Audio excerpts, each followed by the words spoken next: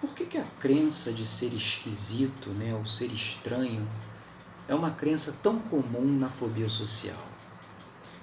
Bem, a gente tem outras crenças, né, ou ideias típicas entre fóbicos sociais, como, por exemplo, ser inadequado, ser inferior, ser incompetente e coisas desse tipo, né?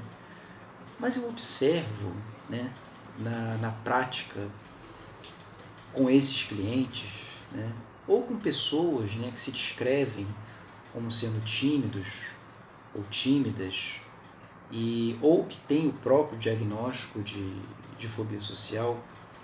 E a própria literatura, ela também aponta para esses dados de que existe uma ideia, uma crença básica que talvez, né, talvez mesmo aqui, seja a mais comum entre essas pessoas, que é a ideia de ser estranho ou de ser esquisito, que é a mesma coisa, né? Significa basicamente a mesma coisa, tudo bem? Se a gente for parar para analisar, o comportamento típico de uma pessoa com fobia social é o comportamento de evitação social, tudo bem? E quando ela está numa situação social qualquer, o comportamento típico é ficar calado, né? Interagir pouco, ou se ela vai se expor ou se ela vai se expressar de alguma maneira, em geral, né? Em geral não, né? Mas pode acontecer dela demonstrar alguns sinais de nervosismo ou ansiedade para as outras pessoas. Tudo bem?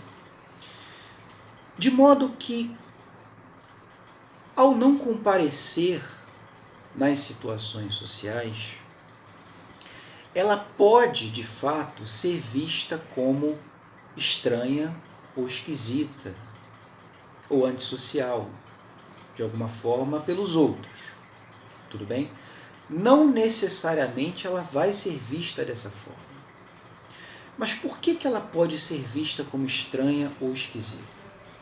Primeiro porque a palavra estranha ou esquisita, ela significa, né, ou ela dá a ideia de ser um comportamento diferente, que foge de um padrão comum que as outras pessoas apresentam.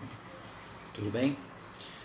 Então, se a gente for parar para pensar, numa faixa normal de comportamento, as pessoas geralmente elas gostam das interações sociais, elas gostam de conversar, gostam de bater papo, gostam de ir a festas e assim por diante.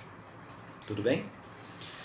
De modo que se eu tenho uma pessoa que ela evita essas condições, ela vai ter um padrão de comportamento que foge ao padrão comum das outras pessoas. Tudo bem?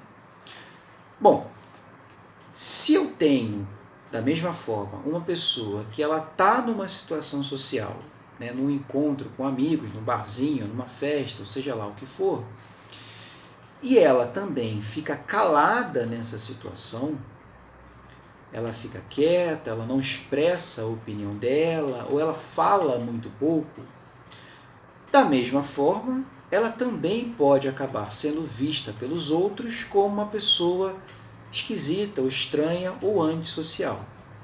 Por quê? Porque ela não apresenta o padrão comum da maioria das outras pessoas. Qual? De conversar, de trocar ideia, de falar muito, expor opiniões, fazer piadas e coisas do tipo. A pessoa está ali, numa situação social, e ela fica num canto, ela fica isolada, mesmo estando na situação social. Tudo bem? Bom, o que acontece a partir disso? A pessoa, né, com fobia social ou muito tímida, ela começa a perceber que ela apresenta um padrão de comportamento ou um padrão de sentimento e pensamento que difere da maioria das outras pessoas que ela observa que tem uma facilidade ou tem até um prazer em lidar com as situações sociais, em lidar com pessoas. Tudo bem? Então, gradativamente, ela vai formando a ideia, isso ao longo, tá, gente, de uma série de experiências e situações que a pessoa vai passando ao longo da sua história, né? E a partir dessas experiências, né, ela vai formando a ideia e a crença de que ela é diferente das outras pessoas. Nesse sentido, o ser diferente começa a ganhar um significado de ser estranho ou ser esquisito num sentido negativo da coisa. Tudo bem? Pois bem, um terceiro comportamento que eu coloquei no início, que é quando a pessoa ela vai se expressar ou ela vai falar alguma coisa na situação social, se ela demonstra algum sinal de nervosismo ou de ansiedade, por exemplo, ela gagueja, ou ela fica vermelha, ou a voz dela sai de uma forma, digamos assim, trêmula ou embargada, ou alguma coisa nesse sentido, tudo bem? De fato, ela pode produzir uma imagem nos outros também de ser esquisita ou estranha. Né? Por quê?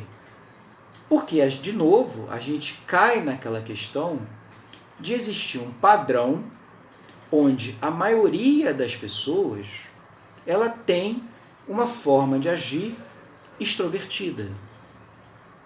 Eu estou falando isso aqui de uma forma bem geral. Tudo bem, pessoal?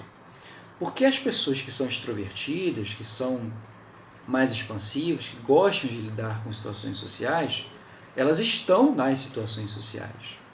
Enquanto que as pessoas que são mais tímidas, mais caladas, ou que têm a própria fobia social, elas não estão nessas situações, ou elas estão nessas situações, mas ficam na dela. Né?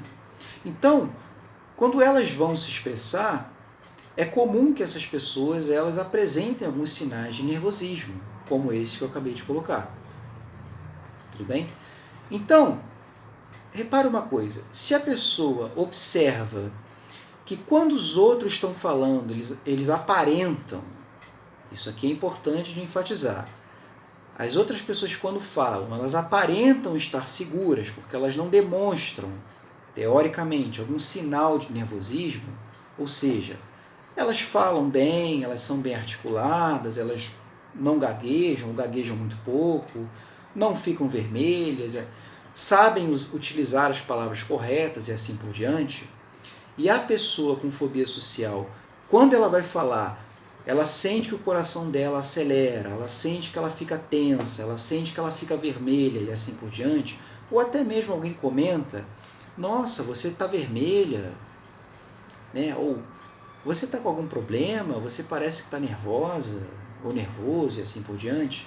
Então, ela vai criando uma ideia, uma impressão a respeito dela mesmo de ser esquisita, ser diferente, ser estranha. Né?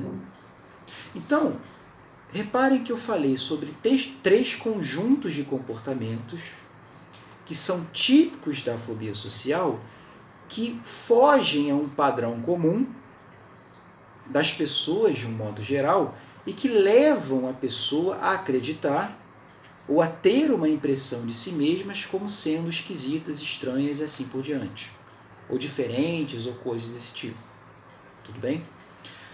Bom, esse vídeo aqui, gente, foi só uma reflexão básica, né, sobre essa questão dos fóbicos sociais terem essa crença muito comum, e não seria aqui, né, um vídeo no sentido de propor alguma estratégia prática para lidar com esse tipo de coisa. Eu posso até estar fazendo um vídeo propondo algumas estratégias práticas de como que você pode estar lidando com essa crença em determinadas situações sociais, se vocês tiverem interesse. Mas o que eu queria deixar registrado aqui para concluir é o seguinte: a ideia de ser estranho ou ser esquisito, você pode extrair alguma coisa de positiva nessa crença. Como assim? Talvez ser estranho ou ser esquisito não seja algo negativo, né? Talvez a pessoa digamos assim, né, ela apresenta um comportamento estranho ou diferente, pode ser um estranho diferente num sentido positivo. Tudo bem? Então, se você apresenta, ou se você tem, né, gostos em comuns ou interesses em comuns, mas você aprecia, você reconhece isso em você, que são coisas que te dão prazer, você pode interpretar esse gosto estranho ou esquisito como algo positivo. E você pode assumir isso para o outro. Não, eu gosto de tal coisa, tenho interesse por tal coisa, sei que a maioria das pessoas não tem esse interesse, sei que é um interesse incomum, estranho, mas eu gosto e pronto. E acabou. Ou seja, o outro não tem nada a ver com isso. Então, isso pode ser aplicado ao seu próprio comportamento. Então, se você não é uma pessoa, né, entre aspas aqui, que não é muito sociável, ou não gosta muito de frequentar ambientes sociais, você talvez seja visto, ou você mesmo se veja como uma pessoa estranha e esquisita. Mas você pode levar isso para um sentido positivo. É isso que eu estou querendo colocar. Tudo bem? Bom, então é isso, gente. Se vocês tiverem interesse que eu faça algum outro vídeo falando sobre algumas ideias ou algumas propostas práticas para lidar com esse tipo de coisa, vocês deixam aqui no comentário, tá bom? Um abraço e até o próximo vídeo.